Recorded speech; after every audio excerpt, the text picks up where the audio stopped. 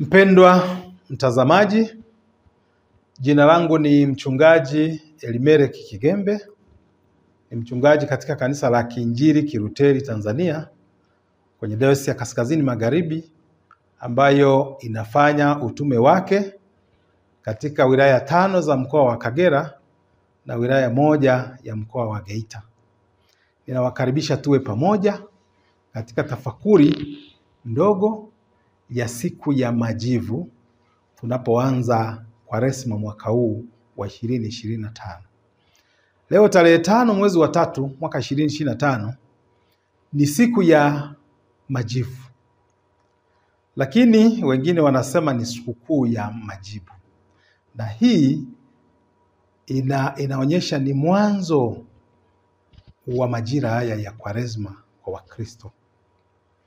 Baadhi huiita siku hii siku ya Majivu, na wengine huitafsiri moja kwa moja kutoka kwenye lugha ya Kiingereza, hivyo huiita Jumatano ya Majivu, yaani Ash Wednesday. Na katika mwaka wa kanisa, siku hii huadhimishwa siku ya Jumatano kabla ya Jumapili ya kwanza katika majira ya Kwaresma. Jumatano hii ni siku ya kwanza katika mfungo wa siku 40 zinazotukumbusha safari ya majaribu, ya mateso, ya kifo cha Bwana Yesu msalabani, lakini ya ufufuo wa Bwana Yesu ambao ulileta ushindi kwa ajili ya wokovu wetu. Sasa nini chimbuko la sikukuu ya Majivu katika majira haya ya Kwaresma? Na kwa nini tuna siku hii? Kwa nini tuiadhimishe? Inawezekana leo tukajiuliza, kwa nini inakuwa siku kubwa na wengine wanaiita sikukuu?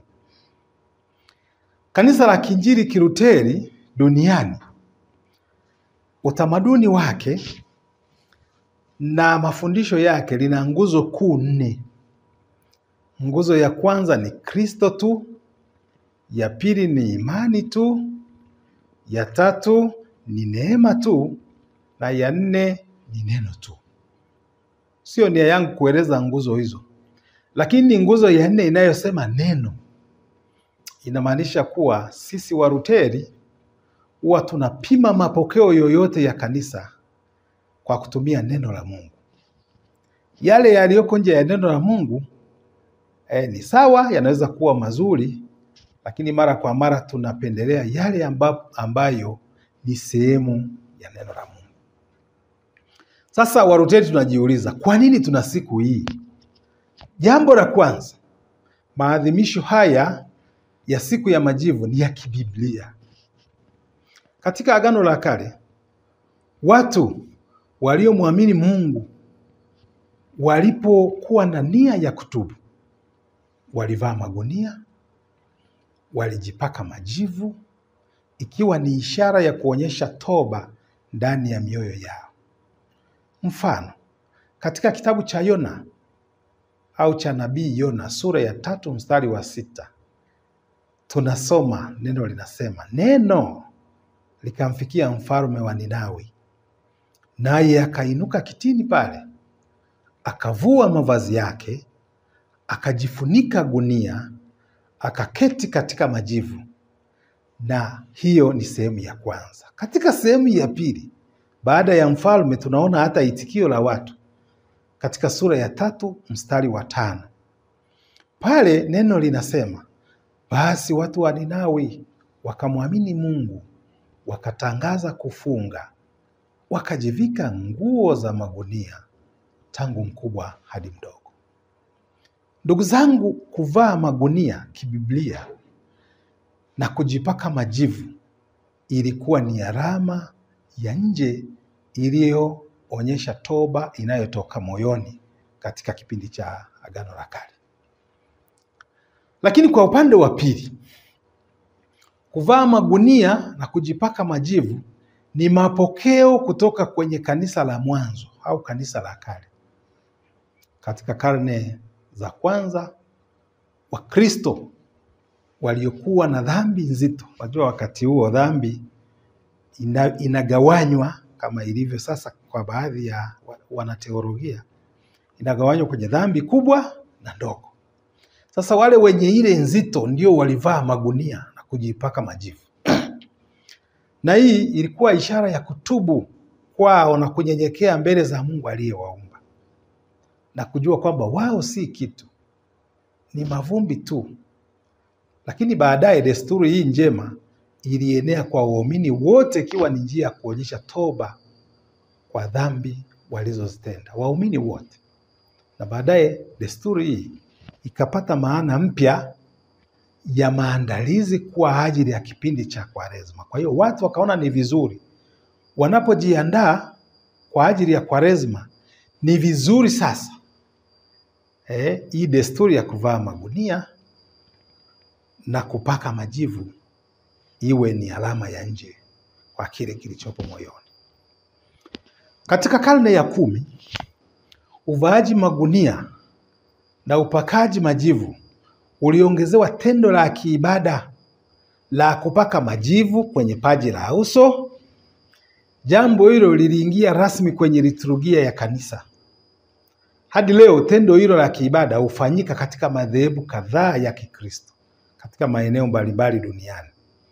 Na kwa njia hiyo muumini hupokea majivu kwa kuchorwa alama ya msalaba kwenye vipaji vya nyuso zao, kama alivyochorwa alama hiyo wakati wa ubatizo, na kukumbushwa maneno kuwa alitoka mavumbini na mwisho atarudi mavumbini. Na pia hukumbushwa maneno kutoka Marko sura ya 1 mstari wa 15 yanayosema tubuni na kuiamini Injili. Ndugu mtazamaji, katika kipindi cha matengenezo ya kanisa kuna mambo mengi yaliyobadilika. Kama mjuavyo historia ya kanisa, katika karne ya 16 kulitokea matengenezo makubwa. Hivyo Wakristo wa Luteri wakatokea, ambao hawa ni watu waliokubaliana na mafafanuzi ya neno la Mungu kama yalivyodadavuliwa na Dr. Martin Luther.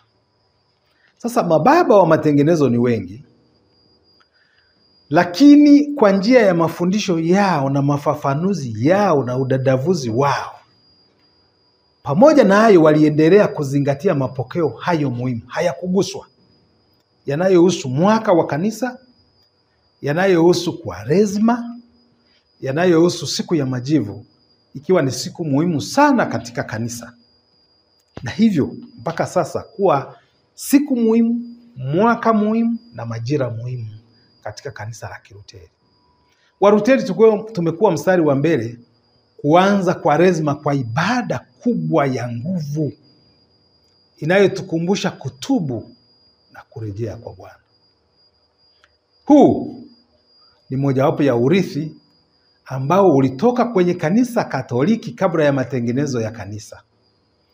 Isipokuwa Waluteri, baada ya kuwa na mwendelezo huo, kuna vitu vidogo sana ambavyo vilibadilika. Kwa mfano, Waluteri hatuna msisitizo sana katika tendo la kupaka majivu kwenye vipaji vya uso kwa sababu kwetu sisi Waluteri kurarua mioyo na kufunga kwa kuacha dhambi na kutenda matendo ya huruma, haya ndio mambo muhimu sana kuliko hizi alama za nje, kuliko kufunga kutokula chakula, kuliko kujipaka majivu, kuliko kuvaa magunia. Kama anavyosema Nabii Yoeli, msisitizo wetu ni usafi wa ndani kuliko usafi wa nje. Nabii Yoeli sura ya 2 mstari wa 1 wa 12 hadi 13 anasema, rarueni mioyo yenu wala si mavazi yenu. Kwa hiyo kwetu sisi Waluteri usafi wa ndani ni muhimu sana kuliko zile alama za nje. Hata hivyo, kanisa la Kiinjili Kiluteri halina upinzani wowote na Wakristo wote wanaotumia alama za nje. Bali sasa kwa Waluteri mafundisho yako hivi: umetumia alama za nje, hujatumia, msisitizo ni kwamba toba itoke rohoni. Hicho ndicho kitu muhimu sana. Na katika majira yote ya Kwaresma, kanisa la Kiinjili Kiluteri hutumia rangi za zambarau au urujuani kwa liturujia kuonyesha toba ya kanisa, toba ya Mkristo mmoja mmoja mbele za Mungu. Fundisho kuu katika siku hii ya majivu tunalolipata sisi hasa Wakristo wa Luteri, siku ya majivu ina mkazo wa toba. Ningekuwa nazungumza kama mtu fulani, ningesema toba, toba, toba. Na mkazo huo unatuhitaji waumini kutubu na kumgeukia Mungu kutoka ndani ya mioyo yetu kabisa. Mkristo Mluteri anapotubu na kuacha dhambi, anakuwa ameshiriki njia ya Kristo ya kujikana nafsi, njia ya mateso, njia ya kutoshiriki dhambi, akijiandaa kushiriki ufufuo wa Bwana wetu Yesu Kristo na kuhusika katika karamu ile kuu ya mbinguni. Wakati wa matengenezo ya kanisa, mojawapo ya mambo yaliyojadiliwa hadi leo ni tofauti ya kuungama na kutubu. Waluteri wanapendelea zaidi kutumia kutubu kuliko kuungama, na wanaenda zaidi kutofautisha kati ya kuungama na kutubu. Kwa Waluteri, wanaona kuungama kama ni kukiri kwamba mimi nimetenda dhambi na niko tayari kupokea msamaha wa dhambi. Ila kutubu kwa Waluteri ni zaidi ya hilo. Na kwa mafundisho sahihi ya kanisa la Kiinjili Kiluteri, kutubu kunatokana na neno metanoia. Metanoia kwa Kiyunani. Metanoia. Na metanoia ni kutubu na kugeuka moja kwa moja, kutorudia yale ambayo ulikuwa unafanya. Lakini mafundisho sahihi ya Kiluteri yanaonyesha kwamba kutubu kuna hatua 5 muhimu, na hizi ningeomba katika siku hii ya majivu Wakristo wa Luteri sote tuzishike kwa nguvu zote. Mtu anayetubu, hatua ya kwanza, anatambua kosa. Hiyo ni hatua muhimu sana, kutambua kosa. Sio ile ya basi yaishi. Kutambua kosa kwamba hapa nimemkosea mtu au nimemkosea Mwenyezi Mungu. Lakini hatua ya pili katika mafundisho yetu ni kujuta kwa nini nimetenda hilo kosa. Nimelitambua kwanza, alafu ninajuta kwa nini nimefanya kosa hili mbele za Mwenyezi Mungu. Kwa nini nimemtendea ndugu yangu hivi? Ninajuta, linaanza kunila ndani ya moyo. Na hatua ya 3 ni kuchukua hatua. Ninachukua hatua kwenda kuomba msamaha. Sasa msamaha ninaweza nikauomba kwa mtu niliyemkosea, lakini ninaweza nikauomba mbele za Mwenyezi Mungu ambaye ni muumba wetu. Kwa hiyo hatua ya 3 ni kuchukua hatua, kuomba msamaha. Hatua ya 4 muhimu ni kupokea msamaha. Yule niliyemkosea nikitubu mbele yake, ananiambia nimekusamehe. Au Mwenyezi Mungu ananiambia nimekusamehe. Au mchungaji nikiomba msamaha mbele yake ananiambia umesamehewa. Kwa hiyo ni hatua ya 4. Hatua ya 5 baada ya kupokea msamaha ni kuanza maisha mapya. Hiyo ndiyo metanoia. Kama ulikuwa unakwenda kwa mwelekeo huu, sasa unabadilika, unarudi kwa mwelekeo mwingine, unaachana na yale ambayo yalikuwa yanakutoa katika uwepo wa Mungu. Ndugu zangu, huo ndio mkazo mkubwa. Kuna mikazo mingine midogo midogo, lakini sipendi kwenda huko. Lakini swala la toba ni muhimu sana. Swala la kutubu na kurejea kwa Bwana ni muhimu sana. Swala la kutafakari wokovu wetu uliopatikana kwa njia ya majaribu, mateso, kifo na ufufuo wa Bwana wetu Yesu Kristo. Huo ndio wakati wa kufanya tafakuri ambayo imekaa sawasawa. Nawatakia mwanzo mzuri wa majira haya ya Kwaresma kwa mwaka huu wa 2025, na Bwana Yesu awabariki sana. Amen.